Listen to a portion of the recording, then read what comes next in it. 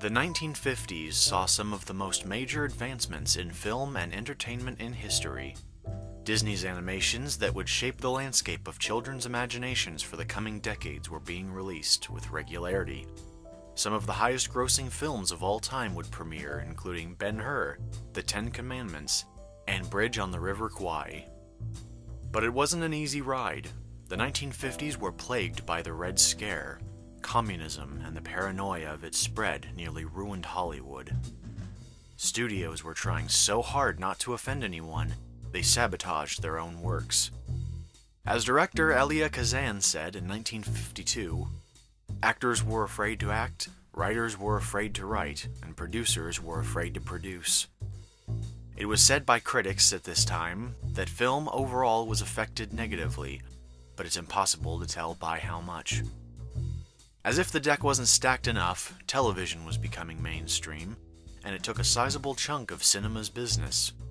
It was said that as early as 1951, theater attendance had dropped by 4%. The post-World War II atmosphere encouraged people to go out and spend money, but there was little on which to spend it. Sports, travel, and camping all kept people out of the seats. Through all this, however, the decade turned out films that would echo to modern day. The first major hit was right at the beginning, 1950, with Disney's Cinderella. The animated classic was made using a technique called rotoscope animation. Actors would play out a scene on camera, then the footage was put through a machine called a rotoscope, where each frame was traced, giving the characters lifelike and convincing movements. One of the most impressive aspects of the movie was its budget, $2.9 million. Nowadays, commercials cost that much, but adjusted for inflation, it's actually closer to $30 million. Still very low for animation, considering the medium was in its infancy, but it broke the bank because the average movie budget at the time was $1.2 million. It's safe to say, it paid itself off. 2 years later, 1952, The Greatest Show on Earth would debut. This film sought out to cause laughter and merriment, where films like Bridge on the River Kwai would show gritty reality. One boy absorbed this message the most and would go on to create blockbuster films of his own. Steven Spielberg cited The Greatest Show on Earth as one of the factors in his initial love of the silver screen. It was at this time that rising star director Alfred Hitchcock made some of the films that would cement his legacy. 1954 saw Dial M for Murder and Rear Window, and only a year later, To Catch a Thief premiered. He was the master of suspense and captivated the world with his masterful use of terror and the unseen. Showing animal attacks, murder, and paranoia when producers were being pressured into toning down films because of the Cold War set this director apart. Most of the violence seen on screen in this decade was biblical, but Hitchcock broke people's apprehension and became a cultural icon.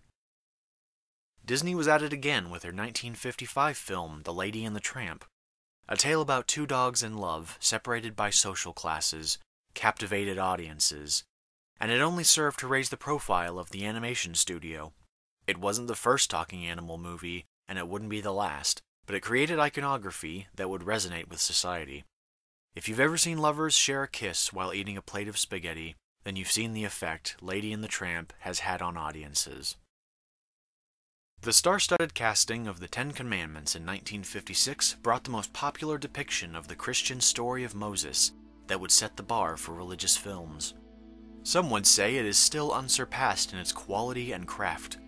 The cinematography, acting, and dialogue brings the 2,500-year-old text to life, not only pleasing Christians, but film lovers in general. This would be one of two films steeped in religion released in the 50s, and the next, Ben-Hur, would rival The Ten Commandments' success. Before that, The Bridge on the River Kwai, 1957, shook theaters. A war epic about a group of British soldiers who were captured by the Japanese and forced to build a railway bridge across a river. The colonel, Nicholson, refused to allow his men to be subject to manual labor due to it being prohibited by the Geneva Conventions. The refusal landed the colonel and many of his men in punishment huts, made hellish by the tropical heat. Nicholson himself was locked in an iron box. This film is praised in its directing and acting, but it truly shines as a tense and painful look into war. As a result, it won nearly every award for which it was nominated. There became a definite trend of huge budgets for films that would turn out grand-scale features. Even though effects options were limited, it didn't stop these pioneers of the moving image from creating, and the next film is the crown jewel of that crown. Ben-Hur, a film of epic proportions with a budget to match. Costing a massive $15 million, $130 million in today's money, it was, at the time, one of the most expensive ventures for Hollywood.